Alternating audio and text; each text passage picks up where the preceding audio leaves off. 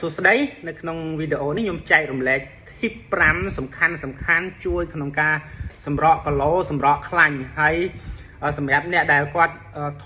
គាត់ចង់សម្រកគីឡូសម្រកខ្លាញ់ប្រកាន់សាច់ដុំឬក៏អ្នកដែលគាត់មានរាងកាយស្គមហើយតែធ្វើសបោខ្លាញ់គឺ tip ទាំង5នេះគឺនឹងជួយអ្នកបាន 100% ធានាបាន 100% ឲ្យតែព្យាយាមអនុវត្តទាំង5 tip នេះដល់យើងមិនចាំបាច់រកវិធីអីច្រើនផ្សេងទៀតទេផ្ដោតទៅលើ5ចំណុចនេះគឺនឹងទទួលបានប្រសិទ្ធភាព 100% ធានា 100% អញ្ចឹងទី1គឺតកតងទៅនឹងការទទួលទានជាតិប្រូតេអ៊ីនហើយនឹងកាកសរសៃឲ្យបានគ្រប់គ្រាន់ត្រូវដឹងថាតកតងទៅនឹងប្រូតេអ៊ីនគឺជួយសំខាន់នៅក្នុងការកសាងសាច់ដុំបន្ថែមហើយវាជួយឲ្យយើងឆ្អែតបានយូរហើយយើងអត់ឃ្លានអាហារហូបអាហារច្រើនជាពិសេសពពួកអាហារសម្បូរស្ករឬក៏អាហារម្សៅនឹងហើយជាតិកាកសរសៃវាជួយនៅប្រព័ន្ធរំលាយអាហាររបស់យើងជួយឲ្យយើងឆ្អែតបានយូរដូចគ្នាអញ្ចឹងអាហារដែលសម្បូរប្រូតេអ៊ីននិងសម្បូរកាកសរសៃជារឿងសំខាន់ដូចជា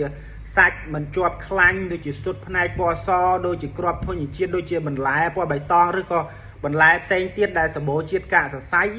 គឺជារឿងចាំបាច់នៅក្នុងរបបអាហាររបស់យើងអញ្ចឹងបញ្ចូលអាហារដែលសម្បូរប្រូតេអ៊ីន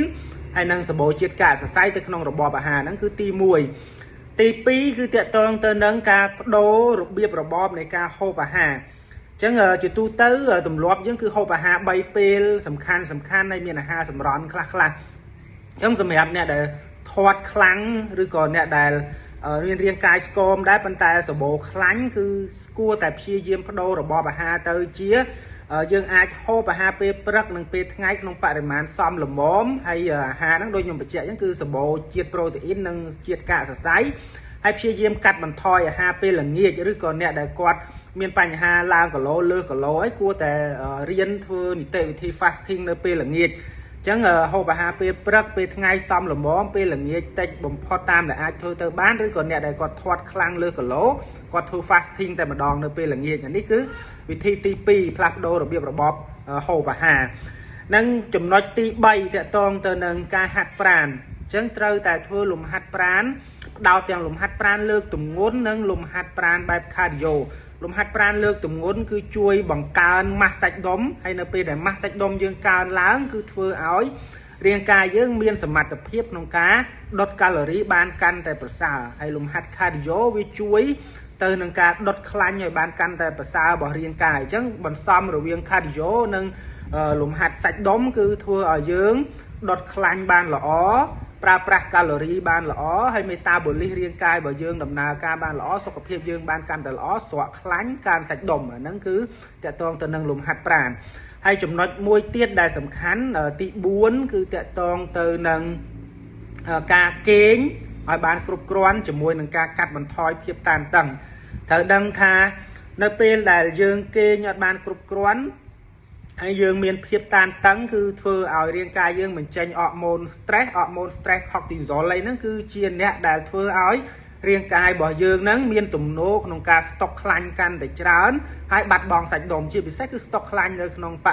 រិវេណក្បាលពោះហ្នឹងតែម្ដងអញ្ចឹងនៅពេលដែលយើងគេងបានគ្រប់គ្រាន់បន្ទាប់ពីយើងហាត់ប្រាណហូបបានល្អហើយគឺធ្វើឲ្យរាងកាយយើងកសាងសាច់ដុំបានល្អហើយនៅពេលដែលយើងកាត់បន្ថយភាពតានតឹងគឺធ្វើឲ្យសុខភាពរបស់យើងក៏ប្រសើរឡើងអរម៉ូន stress ធ្លាក់ចុះអាហ្នឹងគឺធ្វើឲ្យយើងស្រកគីឡូស្រកខ្លាញ់បានល្អអាហ្នឹងចំណុចទី4ចំណុចទី5ចុងក្រោយគឺក្រៅពីការទទួលទានអាហារល្អក្រៅពីបដូររបបនៃរបៀបរបបនៃការហូបអាហារហាត់ប្រាណគេងបានគ្រប់គ្រាន់យើងក៏ត្រូវតែតមអាហារដែលមិនល្អដែរអញ្ចឹងត្រូវតមពពួកអាហារដែលសម្បូរជាតិស្ករដូចជាភេសជ្ជៈផ្អែមដូចជាអាហារសម្បូរជាតិម្សៅច្រើនដូចជាអាហារដែលសម្បូរជាតិខ្លាញ់អាហារ fast food អីទាំងអស់ហ្នឹងមានកាឡូរីខ្ពស់ទាំងអស់ហ្នឹងគ្រឿងស្រវឹងត្រូវដឹងថាគ្រឿងស្រវឹងគឺមានផ្ទុកកាឡូរីខ្ពស់មែនតើហើយអញ្ចឹងយើងត្រូវតមគ្រឿងស្រវឹងព្រោះគ្រឿងស្រវឹងគឺធ្វើឲ្យរាងកាយយើងមានទំនោរក្នុងការផ្ទុកខ្លាញ់ច្រើនហើយអញ្ចឹងយើង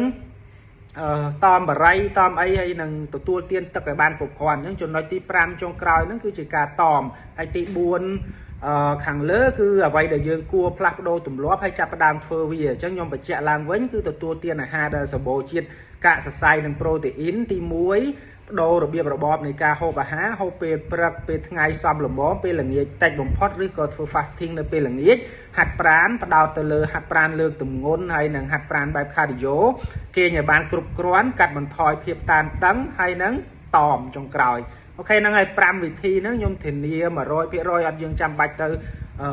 រកវិធីណាមកផ្សេងទៀតទេធ្វើតែ5វិធីហ្នឹងឲ្យបានហើយបើសិនជាមានចម្ងល់អីពីការចាប់ផ្ដើមធ្វើយ៉ាងម៉េចហាត់ប្រាណយ៉ាងម៉េចឲ្យត្រូវទៅតាមរូបរាងកាយត្រូវទៅតាមគោលដៅអាចតាក់ទងមក Telegram ខ្ញុំបានអូខេនឹងវីដេអូហ្នឹងខ្ញុំមានប៉ុណ្ណឹងចង់ចែករំលែក